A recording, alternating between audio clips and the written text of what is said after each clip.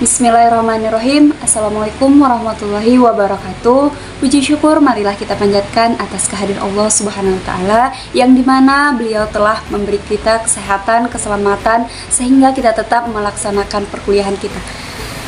Baik, yang terhormat Bapak Pengampu Mata Kuliah Psikologi Industri, Bapak Armansyah, SE, SPSI, MPSI, dan yang kami banggakan teman-teman sekalian. Baik, kami dari kelompok 7 akan menjelaskan dan memaparkan materi dari kami kelompok 3 yang berjudul Performance Appraisal, yang dimana saya Ilyasanti Bancin sebagai pemateri pertama dan teman saya Putri Indah Lestari sebagai pemateri kedua, dan ada Ailani Samelani sebagai pemateri ketiga. Baik, langsung saja pemaparan materi akan saya jelaskan, yaitu performance appraisal atau bisa disebut dengan penilaian kinerja, yang dimana dapat membantu untuk memotivasi pekerjaan. Selain itu, performance appraisal juga merupakan aktivitas dari manajemen sumber daya manusia guna untuk mendeterminasi sejauh mana pekerjaan memberikan perform pada pekerjaan secara efektif. Selanjutnya jenis-jenis performance appraisal, yang dimana yang pertama penilaian hanya dari atasan, cepat dan langsung, dapat mengarah ke distorsi karena pertimbangan-pertimbangan pribadi. Yang kedua, penilaian oleh kelompok, yang dimana penilaian oleh kelompok ini atasan dengan atasan membahas kinerja dari bawahannya, kemudian yang dinilai. Yang dimana dalam penilaian oleh kelompok ini terdapat objektivitas lebih akurat dibanding hanya dengan atasan sendiri. Yang kedua, individu yang dinilai tinggi dapat mendominasi penilaian. Ketiga, penilaian oleh kelompok staf. Dalam penilaian oleh kelompok staf ini, pada jenis penilaian kinerja ini atasan meminta satu atau lebih individu untuk diajak bermusyawarah, kemudian atasan langsung membuat keputusan akhir. Yang terakhir, penilaian melalui keputusan komite, yang dimana memiliki konsep dan pola yang sama seperti penilaian oleh kelompok staf, tetapi manajer yang bertanggung jawab tidak mengambil keputusan melainkan berdasarkan pada pilihan mayoritas. Selanjutnya, pemaparan materi yang kedua akan dijelaskan oleh Putri Indah Lestari. Kepada Putri Indah Lestari, saya persilahkan. Baik, selanjutnya saya akan membacakan materi selanjutnya. C. Tujuan performance appraisal. Terdapat beberapa tujuan performance appraisal, diantaranya yang satu memberikan feedback. Memberikan feedback untuk karyawan adalah dasar paling umum bagi perusahaan untuk memiliki sistem pemeliharaan kinerja. Yang kedua, memfasilitasi keputusan promosi. Hampir setiap orang di suatu organisasi ingin maju dan terus memiliki jabatan yang lebih tinggi. Yang ketiga, memfasilitasi keputusan PHK atau perampongan. Merupakan keputusan yang sulit bagi perusahaan untuk memotong karyawan yang sudah bekerja dalam perusahaan. Adanya performance appraisal membantu organisasi atau perusahaan memilih karyawan tepat untuk berada di perusahaannya. Yang keempat, mendorong perbaikan kinerja. Bagaimana seorang dapat meningkatkan kinerja jika dia tidak tahu bagaimana melakukan pekerjaannya sekarang? Tinjauan kinerja yang menunjukkan bidang apa yang perlu diketahui karyawan untuk meningkatkan kinerja mereka. Yang kelima, memotivasi orang dengan kinerja terbaik. Ini adalah alasan klasik lainnya untuk sistem penilaian kerja. Penilaian kinerja membantu memotivasi orang dan dengan berbagi cara untuk melakukan yang terbaik. Materi selanjutnya mengenai manfaat penilaian kerja. Yang pertama, sebagai besar pemberi kerja mendasarkan keputusan bayaran. Yang kedua, penilaian memainkan peran sentral dalam proses manajemen kinerja pemberi kerja. Yang ketiga, penilaian memungkinkan manajer dan bawahannya mengembangkan rencana untuk mengkoreksi adanya defisiensi.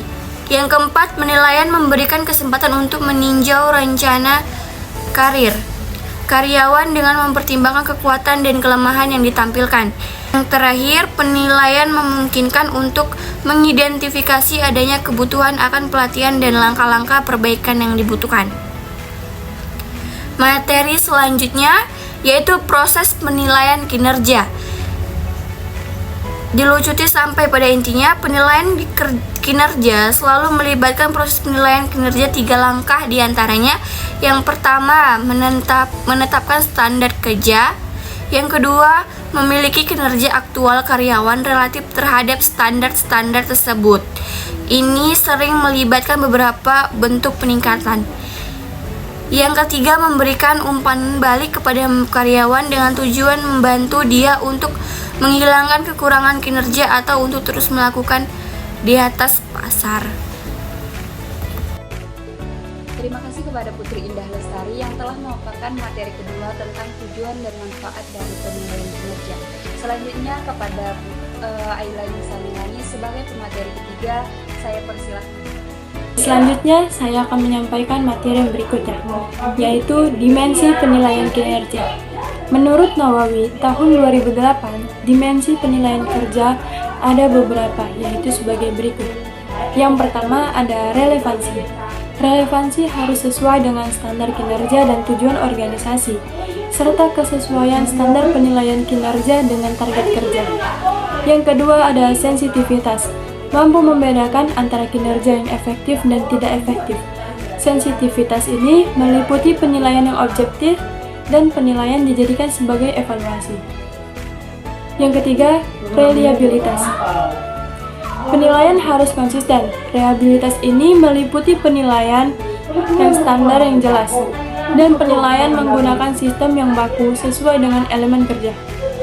Yang keempat, akseptabilitas. Penilaian kinerja harus dapat diterima oleh semua pihak dan harus didukung oleh program sumber daya manusia. Yang terakhir, praktis. Instrumen penilaian kerja harus mudah dimengerti dan dapat dilaksanakan oleh karyawan dan manajer. Praktis, informasi yang mudah diperoleh dan komunikatif. Selanjutnya, metode-metode penilaian kinerja. Berikut jenis-jenis metode penilaian kinerja karyawan yang bisa dilakukan. Yang pertama, traditional assessment. Dalam penilaian tradisional, manajer atau atasan menilai langsung kinerja karyawan berdasarkan pengamatan. Manajer dan karyawan bertemu tatap muka dan berdiskusi tentang hasil pekerjaan karyawan, tugas dan tanggung jawab yang dijalankan, dan target pekerjaan yang dicapai. Yang kedua, manajemen by objective. Metode ini menilai kinerja karyawan berdasarkan tujuan yang ditetapkan dalam periode waktu tertentu. Yang ketiga, 360 degree feedback. Metode penilaian kinerja karyawan 360 degree feedback menggunakan umpan balik dari lingkungan, pengaruh di sekeliling karyawan, yang meliputi manajer, rekan kerja, konsumen atau pelanggan, dan laporan langsung. Yang keempat, assessment center method. Metode pusat penelitian dikenalkan pertama kali oleh Angkatan Darat Jerman pada tahun 1930. Yang kelima, analytical hierarchy. Metode penilaian kinerja yang satu ini merupakan salah satu bentuk metode pengambilan keputusan yang inputnya dapat berupa kualitatif dan kuantitatif. Dan terakhir, graphics rating scale. Metode penilaian kinerja ini memiliki tujuan, yaitu untuk membandingkan kinerja individu dengan standar absolut. Yang terakhir, masalah-masalah penilaian kinerja. Masalah saat penilaian kinerja karyawan ada beberapa. Yang pertama, hanya melihat pada perilaku sekilas. Masalah yang pertama sering terjadi hanya menilai melalui perilaku sekilas, di mana penilaian akan sangat bertanggung dengan kesan yang didapatkan dari perilaku untuk menetapkan beberapa rating secara keseluruhan dalam segi karakter atau perilakunya. Yang kedua, menilai dengan konsisten. Kesalahan umum selanjutnya yang bisa dilakukan oleh penilai adalah kecenderungan menilai dengan konsisten. Yang ketiga, terlalu subjektif. Kesalahan selanjutnya yang mungkin akan dilakukan oleh penilai pada karyawan adalah yang terlalu subjektif. Yang terakhir, stereotip. Stereotip merupakan salah satu pemikiran yang bisa dimiliki oleh siapa saja.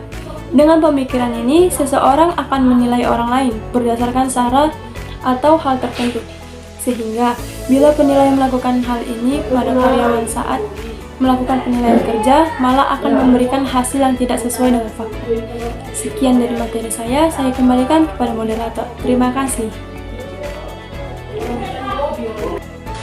Terima kasih kepada Ailani Samelani yang telah memaparkan materi ketiga. Cukup sekian pemaparan materi dari kami kelompok 3. Kurang lebihnya kami mohon maaf, kepada Allah kami mohon ampun. Assalamualaikum warahmatullahi wabarakatuh.